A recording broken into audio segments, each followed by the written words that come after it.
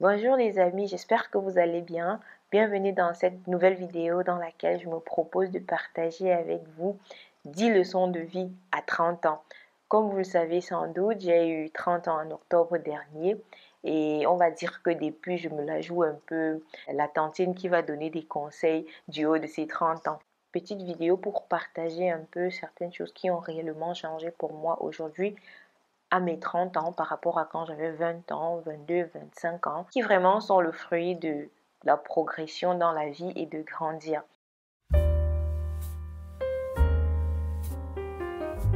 La première chose, c'est tout simplement que la famille, c'est aussi celle qu'on se crée. C'est aussi les belles personnes qu'on rencontre au cours de sa vie, les personnes qui en viennent à compter énormément pour nous et avec lesquelles on partage des sentiments très forts. C'est aussi ça la famille et c'est aussi ça se créer une famille. La famille, ce n'est pas que les gens qui partagent notre sang, mais c'est aussi ces personnes-là à qui on tient. Pourtant, on les a rencontrés au cours du voyage. Deuxième chose, n'idéaliser personne, sinon la chute sera vertigineuse. Par idéaliser ici, je veux tout simplement dire mettre une personne sur un piédestal, mettre une personne très très haut, mais alors beaucoup trop haut sur l'échelle des valeurs, sur l'échelle de vos valeurs précisément. Parce qu'une fois que cette personne vous aura déçu, à dessein ou non, bah franchement, elle va retomber tout de suite dans votre estime. Donc, n'idéalisez pas les personnes. Acceptez le fait que on est tous des humains et on risque tous de faire des erreurs. C'est tout naturel.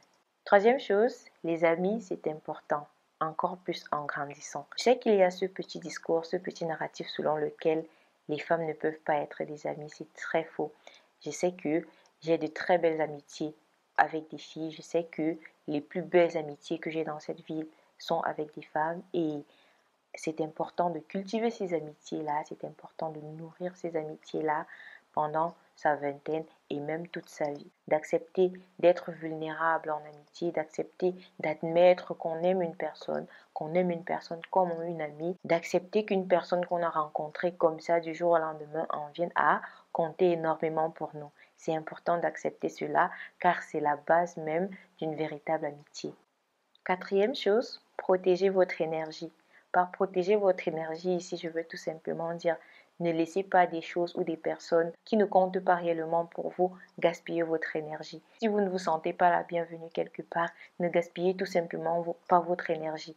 Si vous sentez que quand vous êtes dans certaines situations avec certaines personnes ou certaines choses, ça vous bouffe votre énergie, essayez juste de vous protéger, essayez de vous protéger de ces choses-là. Essayez du mieux que possible de vous protéger de ces choses-là. De ne garder autour de soi qu'un agrégat qui contribue à protéger votre énergie et se déployer pleinement. Cinquième chose, si je veux juste dire, admettre que on a complètement changé d'avis sur certaines choses ou alors essayer de comprendre certaines choses et d'apprendre à comprendre certaines choses au point de changer complètement d'avis là-dessus. C'est normal de changer d'avis, c'est normal de changer complètement d'opinion sur quelque chose parce qu'on a fait des recherches et on a fini par comprendre cette chose-là. Il y a plusieurs choses comme ça qu'avant je ne comprenais pas du tout, qu'avant je n'admettais pas du tout, mais après avoir appris, j'ai compris que j'étais dans l'erreur, j'ai compris que j'étais dans le faux et j'ai fini par admettre tout simplement que j'ai changé d'avis. C'est important de l'accepter sur certaines choses. C'est ça finalement l'idée de grandir. L'idée de grandir finalement, c'est de se rendre compte que mais j'ai vraiment été stupide de penser ça. Maintenant que je sais ceci, c'est important de reconnaître qu'on a été stupide et qu'à présent on a changé d'avis par rapport à cette question-là. En 6, je veux juste parler de la question du juste milieu, de l'équilibre parfait.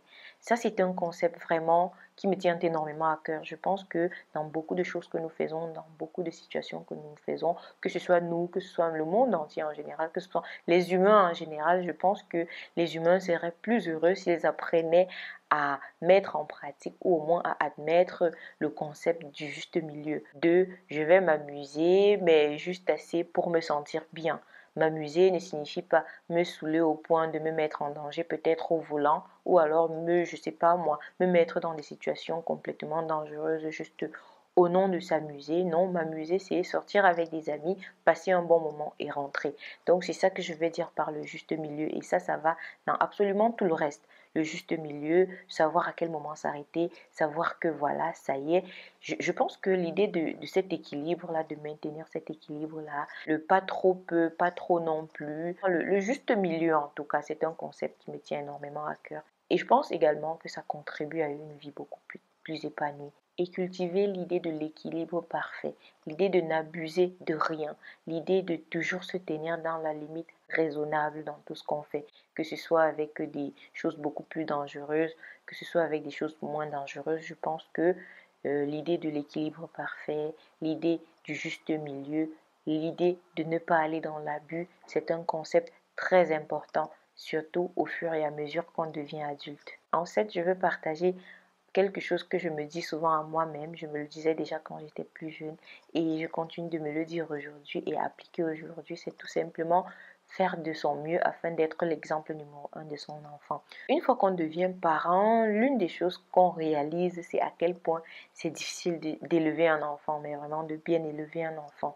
Et l'une des peurs que j'ai toujours eues, c'est de devoir dire à mon enfant, oui, j'ai fait ça, mais tu n'as pas à le faire. Fais ce que je dis et non ce que j'ai fait et tout. Ça a toujours été quelque chose qui me terrifiait et qui continue quand même de m'inquiéter. Et c'est pour cela que je pense que ça, c'est une leçon de vie importante. L'idée de tout faire pour être le modèle de nos enfants, car finalement, on est le premier modèle de nos enfants. Déjà, qu'ils nous voient nous déployer au quotidien et forcément, ils vont imiter. Ça se voit déjà quand ils sont encore tout petits. Ça se voit quand, une fois que, je sais pas moi, quand je mets ma crème du visage et que mon fils lui aussi, il met sa crème et il m'imite le geste là. Et je pense que c'est important de faire de son mieux, hein, d'essayer vraiment d'être le premier exemple de nos enfants. En 8, je voudrais partager quelque chose qui, je pense, on comprend aussi au fur et à mesure qu'on grandit. À savoir que certaines choses auxquelles on tient tant quand on est jeune, certaines personnes auxquelles on tient tant, certaines personnes qu'on tient tant à impressionner quand on est jeune, parce qu'on veut faire partie d'un club, parce qu'on veut se sentir comme faisant partie d'un groupe en tout cas, j'ai envie de dire que toutes ces choses-là, dans quelques années, ça n'aura plus aucune importance. Ça n'aura plus aucune espèce d'importance. Donc, si vous me regardez et que vous avez moins de 30 ans, sachez que l'une des plus belles choses qui, je pense, arrive en grandissant, c'est que plus on grandit, moins on en a à faire de ce que pense un certain type de gens ou alors ce que pensent les gens de manière générale de nous. Attention, je ne dis pas que les phrases du style ce que les gens pensent de moi, je m'en fous. Ça veut rien dire, c'est n'importe quoi. Il y a toujours des personnes à qui on tient et pour qui, à nos yeux, il y a quand même une certaine perception à maintenir. Donc, c'est bien en dehors de ce cadre-là que je parle. Très souvent, lorsqu'on est très jeune, il y a ce besoin-là de faire partir d'un groupe et ça peut amener à faire certaines choses. Ça peut amener à se compromettre sur beaucoup de choses afin d'essayer d'impressionner, afin d'essayer de faire partir d'un club. Et c'est pour cela que je le redis une fois de plus, dans quelques années, tout ça n'aura plus aucune espèce d'importance. Alors, ce n'est pas la peine. Franchement, on grandit, on change et du jour au lendemain, tout ça n'a vraiment, mais alors vraiment plus aucune importance. En 9, j'aimerais parler de quelque chose que nous, les introvertis, on a souvent en commun, qui est tout simplement le sentiment de ne pas être compris. Et à ce propos-là, j'ai juste envie de dire que si vous ne vous sentez pas compris, c'est probablement que vous ne vous adressez pas à la bonne personne.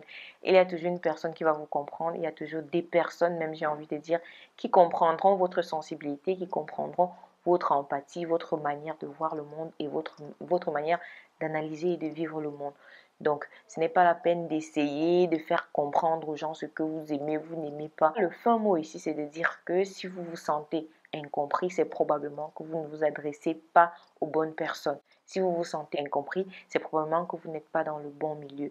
N'essayez pas n'essayez pas de vous adapter ou alors de forcer pour vous faire comprendre. Trouvez juste une personne qui pourra vous comprendre tel que vous êtes. Alors, on va finir sur quelque chose qui est très très important pour moi, mais vraiment important, qui est toujours avoir un plan. Toujours avoir un plan A, B, C minimum. Toujours avoir un plan. Je ne dis pas ici que le fait d'avoir un plan, ça rassure qu'on va avoir la vie parfaite. Je ne dis pas que avoir un plan garantit un succès total dans la vie et que voilà, on va faire ceci la première année, ça la deuxième année, tout va bien se passer. On sait très bien que dans très peu de cas uniquement, ça va se passer comme prévu. Mais ce n'est pas pour autant qu'il faut partir vaincu en fait. Ce n'est pas pour autant qu'il faut partir à la guerre sans vraiment affûter ses armes. Donc, personnellement, je le dis et je le dirai toujours, c'est important d'avoir un plan toujours avoir un plan. Voilà les amis, c'est 10 leçons de vie à 30 ans que je voulais partager avec vous. C'est vraiment des choses plutôt personnelles. C'est vraiment au moment de tourner cette vidéo que je me rends compte des sujets plutôt personnels et ce n'est pas plus mal finalement. Je pense que ça va également aider à ce qu'on fasse un peu connaissance sur cette chaîne. Je sais que finalement je ne vous parle pas tant que ça de moi et je vais essayer de faire un effort dans ce sens-là aussi. Mais voilà, ce type de vidéo aussi, ça vous permet aussi d'avoir une certaine perception de ma personne et je me dis que si ça peut servir au moins à ça, c'est déjà ça. N'hésitez pas à partager avec moi vos conseils de vie en commentaire. J'aimerais bien savoir ces choses auxquelles vous tenez vraiment et qui, selon lesquelles vous avez vécu un peu des mantras comme ça, qui vous tiennent vraiment à cœur. N'hésitez pas à partager avec moi en commentaire. Petit aparté à ce niveau de la vidéo pour vous inviter à vous abonner à la chaîne, liker et commenter. Partagez également cette vidéo si elle vous a plu car tout cela m'encourage dans la création de mon contenu. Voilà les amis, c'est tout pour cette vidéo. J'espère qu'elle vous aura plu. On se retrouve très bientôt pour une nouvelle vidéo. D'ici là, portez-vous bien. Bye bye.